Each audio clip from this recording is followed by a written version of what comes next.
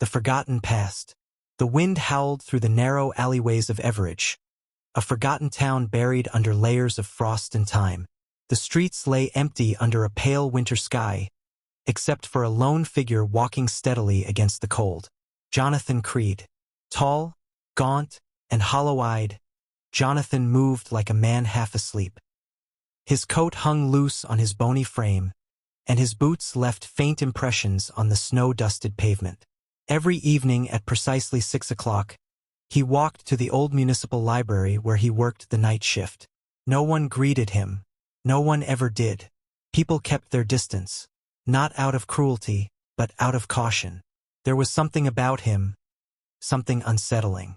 Jonathan spoke little, and when he did, his voice was raspy, as if scraped raw from disuse. The townsfolk knew Fragments. He'd arrived here 15 years ago, fresh out of a psychiatric hospital. Adopted a false name, perhaps.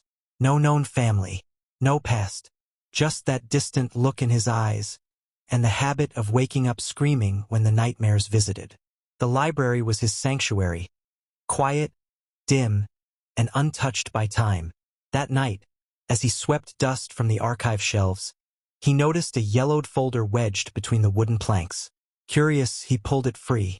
It was a bundle of newspaper clippings from the 1990s. Local tragedies, fires, accidents. Headlines blurred together until one caught his eye. Missing boy found in woods. House fire kills family. Memory loss suspected. The photo beneath froze him in place. A boy no older than 8 stood between two officers. Disheveled, terrified. A deep scar traced the boy's temple.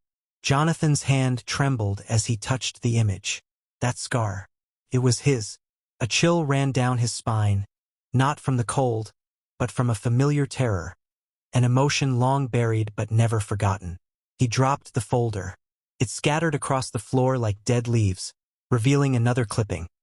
A photo of a charred mansion with a crooked sign above the gate. Creed House. Jonathan stumbled backward, breath ragged. Flashes, uninvited, stormed his mind. A girl's voice screaming his name.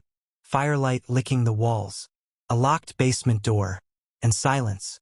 He fell to his knees, gripping his head, trying to suppress the torrent of images. But it was too late. Something had cracked open inside him. He wasn't just Jonathan Creed, the night janitor with a quiet life. He was Jonathan Creed, the lost boy of a buried tragedy, the ashes of truth. The next morning, snow drifted softly outside Jonathan's window, but his world had already shifted. He couldn't look away from the clippings now pinned across his kitchen wall. Snapshots of a forgotten life demanding to be remembered. He hadn't slept. He couldn't. The boy in the photograph was him. And the house in flames, Creed House, was calling him back. Driven by a restless urgency, Jonathan visited the Everage psychiatric facility. The building loomed like a mausoleum, its stained walls echoing the cries of decades past. Inside, fluorescent lights hummed above him as he stood at the front desk, facing a nurse with sharp eyes and a colder smile. "I'm looking for old patient records," he said quietly. "From around 1999. My name's Jonathan Creed." Her expression tightened. "Those archives are sealed. Family-only access." "I am the family," he whispered. Before she could reply, a voice from down the hall interrupted. An old janitor, gray-bearded and crooked, leaned on his mop and stared at Jonathan with eyes like cracked glass. "You want to find answers?" the man rasped. "Go back to where it started. The basement never burned right." Jonathan turned to speak, but the man was already gone. Hours later, he stood before the blackened skeleton of Creed House. The iron gate groaned as he pushed it open. Nature had begun reclaiming the ruins. Vines twisted through broken windows, snow clung to splintered wood, but the house still pulsed with memory. Inside, the floor creaked beneath his boots. Soot-stained wallpaper peeled like old skin. Each step echoed like footsteps from another time. Jonathan's fingers brushed the walls, searching, feeling, until his hand caught on something cold. A metal ring beneath the floorboards. He yanked it, revealing a trapdoor. Beneath it, stone steps led down into darkness. With only a flashlight, he descended. The basement air was thick with mold and silence. Rusted tools hung on the walls. Shelves of broken jars and scorched notebooks lined the corners. But on the far end, nailed to a beam, was a small, crumpled piece of paper. A child's drawing. Two stick figures held hands beside a burning house. One had J written on the chest. The other wore a pink dress. Beneath them, in shaky red crayon, "Me and Eloise." Jonathan staggered back. The name hit him like a blade. Eloise, the girl in his dreams. The voice screaming his name. The door that wouldn't open. His chest tightened. Had he abandoned her? Had she died there, alone? He stared at the drawing, unable to breathe. This wasn't just about him anymore. It was about a sister no one remembered. Echoes from the basement. The drawing wouldn't leave his hands. Jonathan sat in the corner of the cold basement, the dim light of his flashlight casting warped shadows on the wall. Eloise, a name long buried under trauma, now thudding in his chest like a second heartbeat. She was real, not a dream, not a ghost. And the basement, this place, was not just a ruin. It was a crime scene. The next day, Jonathan walked into the home of Detective Harold Voss, retired and forgotten like most things in Everidge. Voss, now in his 60s, lived alone, surrounded by boxes of unsolved cases and untouched memories. "I'm not supposed to talk about it," Voss said, pouring bitter coffee into a chipped mug. "But when you lose sleep over something for 25 years, you start to wonder who you're protecting." Jonathan placed the drawing on the table. Voss stared at it, his jaw tightening. "I remember that house. We were told only one child lived there. No mention of a sister." "I didn't remember her," Jonathan said. "Until now." The detective leaned back. "There were things we weren't allowed to see. Rooms sealed off. Reports rewritten. Your father, Dr. Malcolm Creed, wasn't just some eccentric. He was experimenting. Hypnosis, memory suppression, thought control. Said it was for advanced therapy. But he was hiding something. Someone." Jonathan's breath caught. Voss slid open a drawer and pulled out an evidence bag. Dusty, brittle with time. Inside, an unlabeled cassette tape. "Found this inside a toy chest pulled from the wreckage. No one could bear to listen. Maybe now's the time." That night, Jonathan sat alone in the library's microfilm room, tape deck spinning. A girl's voice crackled through the static.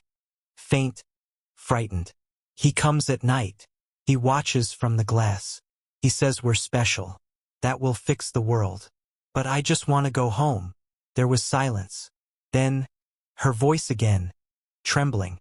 "Jonathan, please don't forget me." Jonathan dropped the headphones. He had been there. He had seen. Maybe even helped. Or failed to help. And then forgotten. The memories returned like a flood.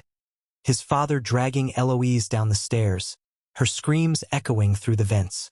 Jonathan hiding in a closet, too afraid to move. The fire starting.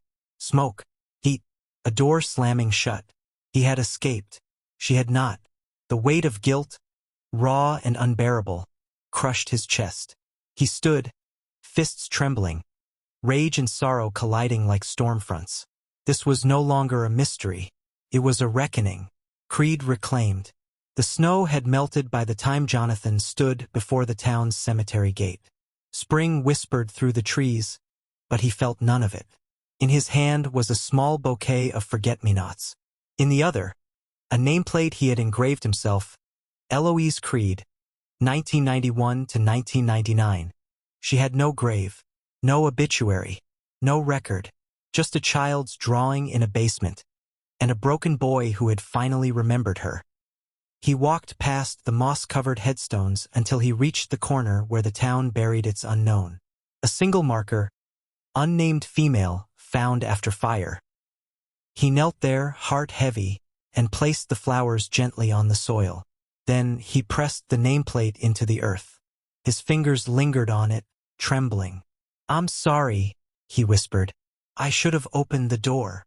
The wind answered with silence. But inside him something shifted. Not peace, he didn't deserve that, but purpose. Back in town, Jonathan handed over the cassette, the drawing, and Voss's statement to a local journalist willing to dig. Within weeks, the town buzzed with headlines. Experiments at Creed House. Child victim identified after 25 years. A formal investigation was reopened. Creed's father, once praised as a pioneer, was now exposed as a monster. Files long buried surfaced. Names were named. And at the center of it all stood Jonathan Creed. No longer the ghost of a tragedy, but its witness. He declined interviews. Fame was never the point. Instead, he returned to the ruins one final time. The skeleton of the house loomed in the golden light of dusk. He stood before the basement door, now half consumed by ivy and rust, and lit a single candle. Beside it, he left Eloise's drawing, laminated now, protected from time. "I remember you," he said softly. Then he turned and walked away. For the first time in decades, his steps felt free. Back in his small cottage, Jonathan opened a new journal. On the first page, he wrote, "To remember is to honor. To speak is to heal. This is our story." He looked up at the mirror. The man staring back still bore the scar, still carried the weight. But something in his eyes had changed. They no longer looked away. He was Jonathan Creed. Not just the survivor of a fire,